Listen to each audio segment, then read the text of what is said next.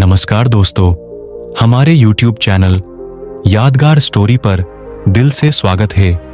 एक बार की बात है, एक गांव के पास जंगल की तरफ डाकुओं का एक झुंड रहता था। उन डाकुओं का सरदार साधु के भेष में रहता था।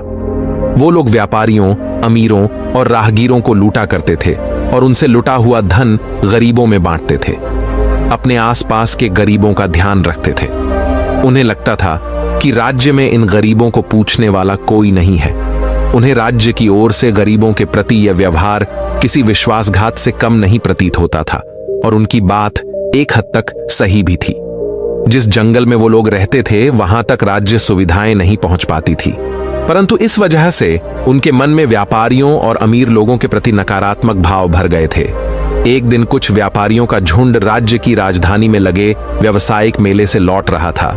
उनके पास व्यवसाय से कमाया हुआ बहुत सारा धन था, परंतु उन्हें उस रास्ते और जंगल के बारे में पता नहीं था। वो चलते चलते वहां पहुंच गए जहां वो डाकू लोग रहते थे। सारे डाकुओं ने धीरे धीरे उन्हें चारों तरफ से घेर लिया और देखते ही देखते सारे व्यापारी डाकुओं के घेरे के अंदर आ गए और फिर वो डाकू उन सभी व्यापारियों को डराने धमकाने लगे। तभी उन डाकुओं की नजरों से बचकर एक व्यापारी अपने धन का थैला लेकर धीरे धीरे भागा और भागकर वो पास के एक तंबू में घुस गया और जोर जोर से सांसें ले रहा था। भागते भागते थक गया था और डरा हुआ भी था। तभी उसने देखा कि उस तंबू के अंदर एक साधु माला जप रहा है। उसके हांफने की आवाज सुनकर साधु जप से उठा और उस व्यापारी से गुस्से में पूछा कि उसने उसके जप में विघ्न क्यों डाला और आखिर उसने उसके तंबू में आने की हिम्मत कैसे की।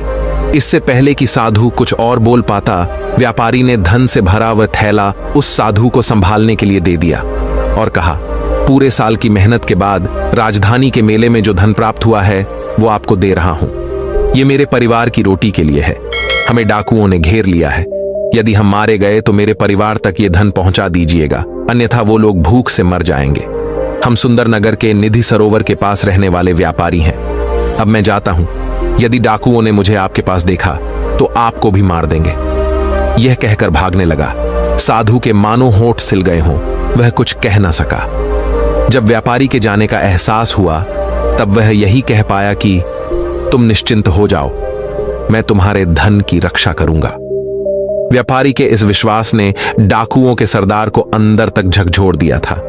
वह यह सोचने पर मजबूर हो गया कि क्या राज्य की सुविधाएं उस जंगल में ना पहुंच पाने की वजह से वह जिन लोगों को लूटता था वो गलत था, क्योंकि वो भी तो मेहनत से धन कमाया करते थे और उन्हें राज्य से ये धन प्राप्त तो नहीं होता था। इन सब बातों ने उन डाकुओं के सरदार को परेशान कर दिया। उसे ऐसा लगता था कि वो सही काम करता है, जबकि आज उसे अपने किए पर पछतावा हो रहा था। तभी उसे व्यापारियों के चीखने की आवाज आई। वो भागता हुआ बाहर आया और उसने देखा कि व्यापारियों को बंदी बनाकर उन्हें उसके चेले डाकू मार रहे हैं। तभी वो तंबू के अंदर से छुपकर बाकी डाकुओं को रुकने का आदेश दिया। उनमें से एक डाकू ने हिम्मत कर तंबू में आकर आदेश के बारे में पूछा। तब सरदार डाकू ने कहा कि इन सभी व्यापारियों को जाने दो और इनका धन वापस कर दो। डाकू इस बात पर सहमत नहीं थे। उनके जीने खाने का यह एक स्रोत था। उस डाकू ने सरदार से कहा कि यदि यह गलत है तो हम आगे से मेहनत कर खाएंगे, परंतु अभी क्या खाएंगे और असहाय और वंचित लोगों को क्या खिलाएंगे। फिर सरदार ने कहा कि यदि ऐसी बात है तो लूट का आधा माल व्यापारियों को वापस कर दो और उन्हें जाने दो। इस पर सबकी सहमति बनी और व्यापारियों को आधा धन लौटा कर जाने की अनुमति दे दी गई। फिर हिम्मत कर व्यापारी अपना थैला लेने वापस तंबू में आया और यह क्या, अपनी आंखों से सच्चाई देखकर वह स्तब्ध था। जिस साधु को उसने अपना थैला दिया था वह साधु तो डाकुओं की टोली का सरदार था।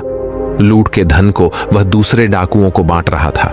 यह सब देख व्यापारी वहां से निराश होकर वापस जाने लगा। वह मुड़ मुड़ कर तंबू की तरफ देख रहा था और ठगा सा महसूस कर रहा था, मगर उस साधु ने व्यापारी को जाते देख लिया था और बाहर आकर उसने कहा, रुको, तुमने जो धन का थैला मुझे दिया था वह ज्यों का त्यों ही है। और साधु ने व्यापारी का धन से भरा थैला वापस कर दिया। अपने धन को सलामत देखकर व्यापारी खुशी से गदगद हो गया और साधु को दान देने की इच्छा जाहिर की, परंतु साधु ने मना कर दिया और हाथ जोड़कर नमस्कार कर तंबू की ओर चला गया। व्यापारियों का झुंड भी खुशी खुशी अपने सुंदर नगर की ओर चल पड़ा। जब सरदार तंबू में वापस लौटा तब वहां बैठे अन्य डाकुओं ने सरदार से पूछा कि हाथ में आए धन को इस प्रकार क्यों जाने दिया। तभी सरदार ने कहा, व्यापारी मुझे भगवान का भक्त जानकर भरोसे के साथ थैला दे गया था। उसी कर्तव्य भाव से मैंने उसके थैले को वापस दे दिया। किसी के विश्वास को तोड़ने से सच्चाई और ईमानदारी हमेशा के लिए शक के घेरे में आ जाती है। बिल्कुल वैसे ही जैसे राज्य की सुविधा, यहां ना पहुंच पाने की वजह से हमारा राज्य से विश्वास उठ गया और हम सच्चाई और ईमानदारी के रास्ते से भटक गए। परंतु आज व्यापारी की बात सुनकर एहसास हुआ कि हम राज्य की सुविधा यहां तक नहीं पहुंचा पाने का दंड सच्चाई और ईमानदारी से धन प्राप्त कर रहे लोगों को उनका धन लूट कर देते हैं, और यह गलत है। आज से हम सब मिलकर मेहनत करेंगे और अपने साथ साथ सभी वंचित लोगों की सहायता भी करेंगे। सब सरदार की बात से सहमत हुए और डकैती छोड़कर ईमानदारी से धन कमाने की प्रतिज्ञा ली। दोस्तों, हमें भी हमेशा ये ध्यान रखना चाहिए कि हम क्या कर रहे हैं। अगर उस काम से हम किसी को धोखा दे रहे हैं तो वो गलत है। हमें खुद खुश रहना चाहिए और जो मन करे वो कोई भी काम करना चाहिए। लेकिन बस एक ही बात का ध्यान रखना जरूरी है कि उस अपनी खुशी के लिए कहीं हम किसी दूसरे को दुख तो नहीं दे रहे हैं। अब हम दूसरी कहानी शुरू करते हैं दोस्तों। कई सौ साल पहले की ये कहानी है। एक राजकुमार को अपने सुंदर होने पर काफी गर्व था, जो समय के साथ घमंड में बदलता जा रहा था। राजकुमार को अपनी प्रशंसा सुनना बहुत पसंद आता था। अक्सर वो अपने नौकर, सिपाहियों और प्रधानों से अपनी सुंदरता के बारे में पूछता और बदले में सब उसकी सुंदरता की खूब बढ़ चढ़ के प्रशंसा किया करते थे। एक बार राजकुमार ने दूसरे राज्य से उसके राज्य में आए प्रवासियों से पूछा कि क्या उन्होंने किसी और राज्य में मुझसे ज्यादा सुंदर पुरुष कहीं देखा है। ये प्रवासी इस बात को भली भांति जानते थे कि राजकुमार को अपनी प्रशंसा सुनना कितना अच्छा लगता है। हालांकि राजकुमार सच में देखने में सुंदर थे, लेकिन इन प्रवासियों ने उन्हें खुश करने के लिए उनकी कुछ ज्यादा ही प्रशंसा कर दी। प्रवासियों ने कहा कि उन्होंने अपने राज्य में तो क्या, किसी भी राज्य में उनके जितना ज्यादा सुंदर पुरुष कभी नहीं देखा। वह तो यहां तक कह गए कि शायद वह भगवान जितने सुंदर है। राजकुमार अपनी इतनी ज्यादा प्रशंसा सुनकर खुश हो गया और अब वो हर प्रवासी से अपनी तारीफ सुनना चाहता था। एक बार उसके राज्य में एक साधु आया। राजकुमार ने उसे भी अपने दरबार में बुलाया और वही सवाल पूछा कि क्या उन्होंने राजकुमार से ज्यादा सुंदर पुरुष कहीं देखा है। साधु ने राजकुमार से कहा कि हाँ, उन्होंने सुबह उनसे भी ज्यादा सुंदर पुरुष को देखा है। सभी साधु की बात सुनकर हैरान थे। राजकुमार ने साधु से पूछा, कौन है वो पुरुष?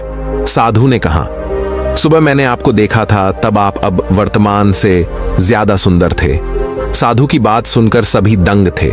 राजकुमार ने अपने सेवकों से पूछा कि क्या वो अभी सुबह से कम सुंदर नजर आ रहा है। सेवकों ने कहा, उन्हें तो वो उतने ही सुंदर दिख रहे हैं। राजकुमार ने साधु से पूछा, जब सभी को कोई फर्क नजर नहीं आ रहा तो भला आप ऐसा क्यों कह रहे हैं। साधु ने राजकुमार से कहा कि ये सब आपकी नौकरी करते हैं, इसलिए इन्हें आप में कोई कमी नहीं दिखेगी और मैं ये साबित कर सकता हूं। साधु ने एक कटोरे में पानी मंगवाया और राजकुमार के कुछ सेवकों को दिखाया और उन्हें बाहर जाने के लिए कहा। फिर साधु ने उस पानी के कटोरे से एक चम्मच पानी निकाला और फेंक दिया। उन सेवकों को वापस अंदर बुलाया गया और साधु ने उनसे पूछा कि क्या उन्हें इस कटोरे में कोई कमी नजर आ रही है।